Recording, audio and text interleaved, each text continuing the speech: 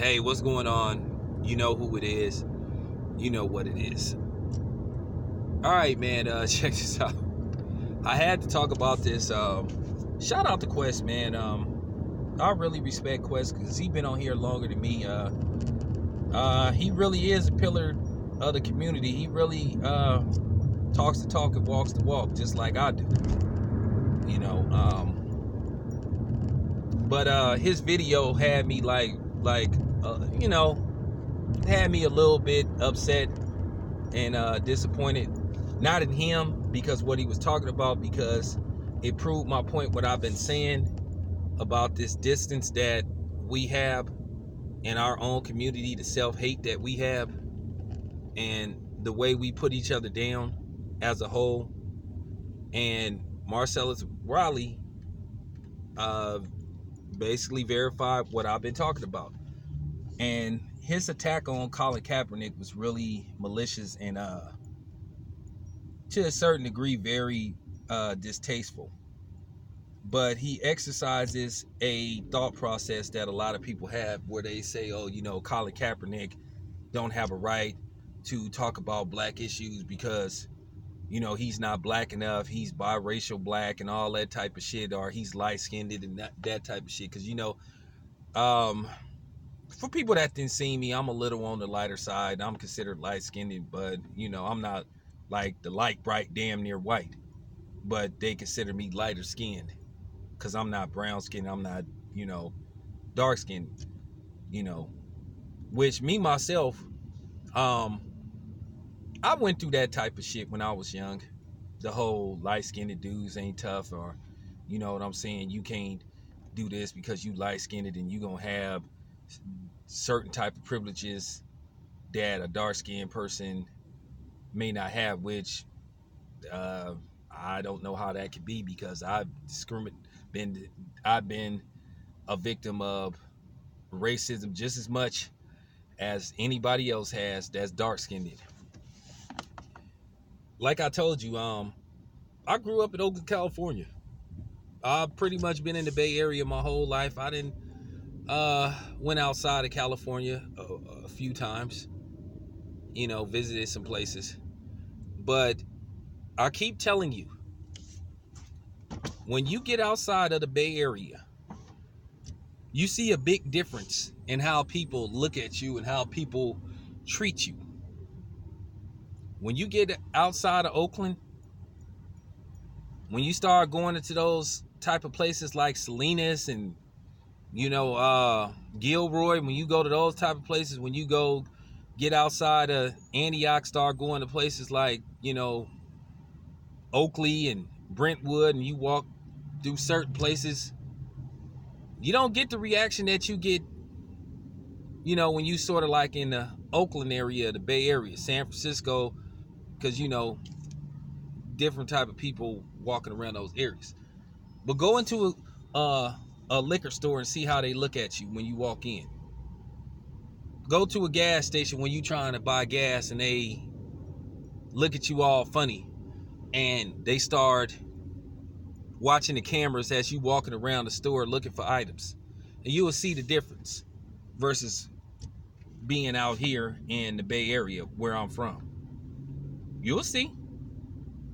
I've been trying to tell you, California ain't you know what I'm saying, as liberal as people make it out to be. But then again, liberals to a certain degree have proven to be, very suspect.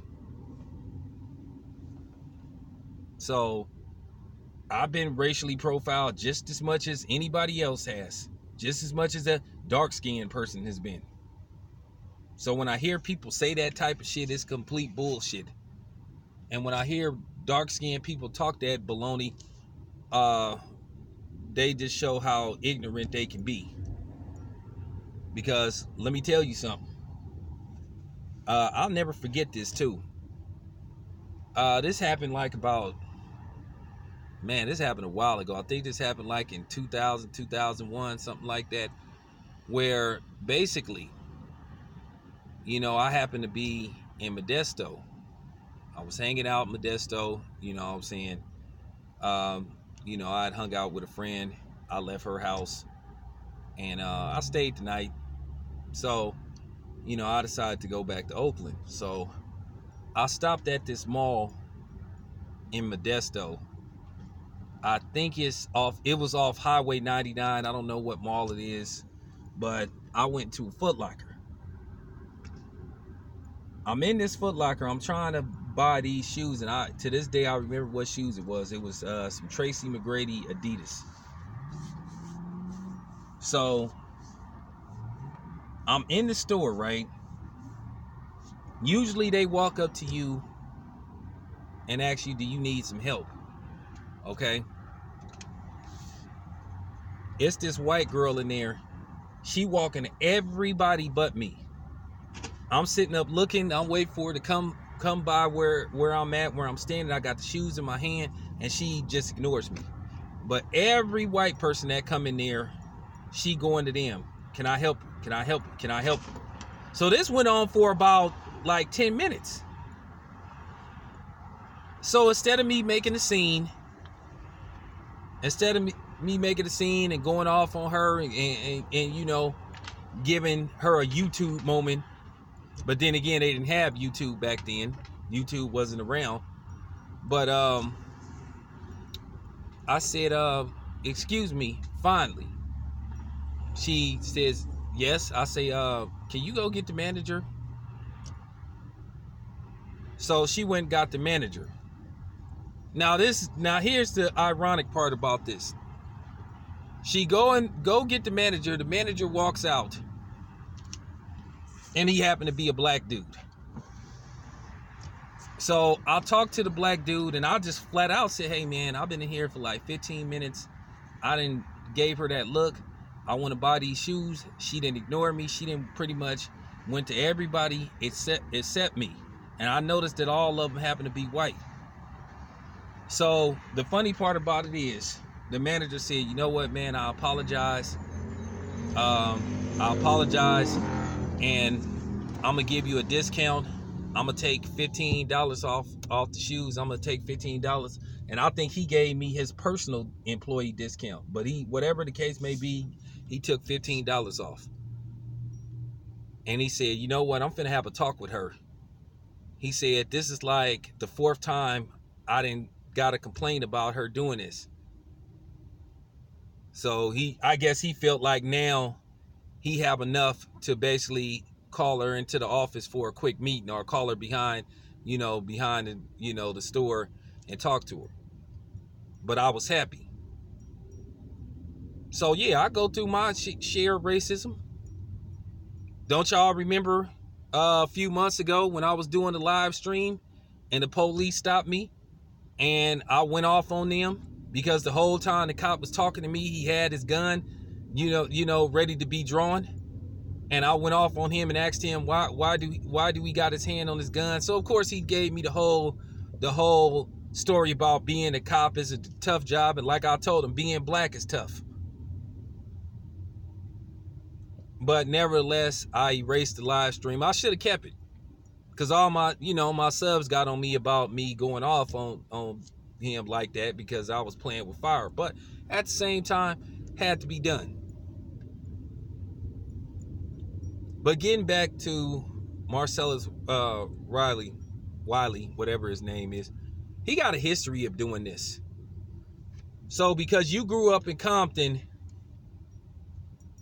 and Colin Kaepernick grew up in Turlock, he didn't experience racism. Oh, okay. Now, anybody with common sense, if you look at Colin Kaepernick, you could tell the man is black. Got nappy hair, got an afro, got all that stuff. He just light-skinned it. There is no way in hell you can mistake Colin Kaepernick for being white. And I'm pretty sure growing up in Turlock, he experienced some kind of racism. Okay? So you need to miss me with that shit. And you hear this a lot with this whole colorism thing, and I think it's shameful. You heard Sean Livingston say that he feel like a lot of people didn't like the Golden State Warriors because their core players were predominantly light-skinned. And I'm not going, you had Stephen Curry, you had Klay Thompson. Stephen Curry has been accused of not being black enough, even though he got 2 black parents, which that don't make any kind of sense. Now, for those who don't know, and then they say, well, he married to Ayesha Curry, who not black. Actually, Ayesha Curry is black. I seen her mother. Her mother is black, and her father is like Asian or something. Okay, so you can miss me with that, but they always try to pull that shit. So being dark-skinned mean that you suffer more racism. And when I hear people say shit like that, it's just deplorable. I mean, man, stop it. It's just shameful. We still into that type of shit, but I hear that all the time. But then I see that goes on a lot. I didn't have people say that shit. Oh, so-and-so ain't really black. Usually I block people when I hear them say stupid shit like that. I didn't hear people say, well, Stephen Curry really ain't black. Huh? Have y'all seen Stephen Curry's mother? Stephen Curry's mother is just a light-skinned black lady. His dad is light-skinned. Sister light-skinned. But his sister is married to a brown-skinned black man.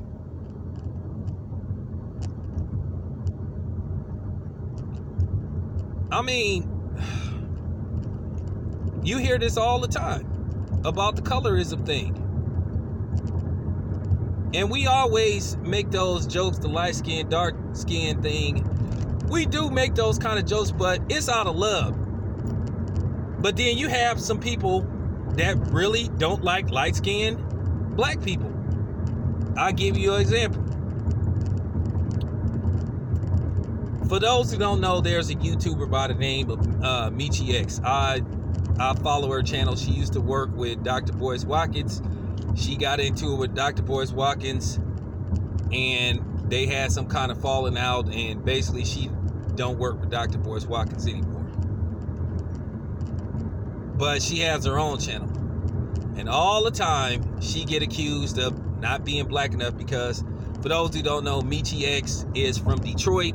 She has a black mother and her father is white, and she's accused of not being black enough, not being down. But she talks about a lot of, issues in the black community, and it's always been that thing where you're not qualified to talk about black issues. One of your parents is white.